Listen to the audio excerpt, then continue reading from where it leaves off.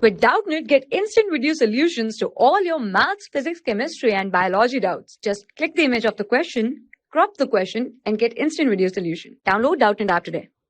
Hello everyone. If we talk about this given question is the length of a potentiometer wire is 10 meter and carries steady current on connecting the slidey jockey to standard cell of EMF 1.018 volt. The null point is obtained at a distance of 850 centimeter.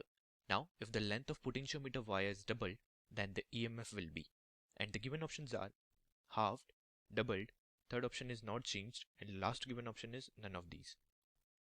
Now, as we know that EMF is given by potential gradient, EMF is given by potential gradient into length.